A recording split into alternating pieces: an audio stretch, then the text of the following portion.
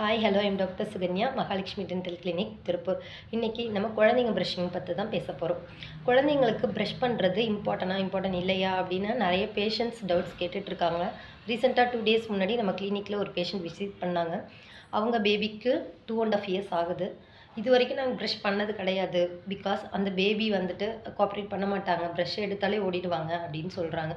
இது ரொம்ப ஷாக்கிங் நியூஸாக இருக்குது. ஆக்சுவலாக குழந்தைங்களோட ப்ரஷ் வந்து இம்பார்ட்டன்ஸ் கிடையாது அப்படின்னு நிறைய பேரண்ட்ஸ் வந்து நினச்சிட்டு இருக்காங்க. ஏன்னா பால் பல்லு தானே, விழுந்து முளைக்கிற பல்லு தானே மேம், அதுக்கு எதுக்கு ப்ரஷ் பண்ணணும் அப்படின்னு கேட்குறாங்க. ஆக்சுவலாக இது ரொம்பவே வந்து தப்பான விஷயம்.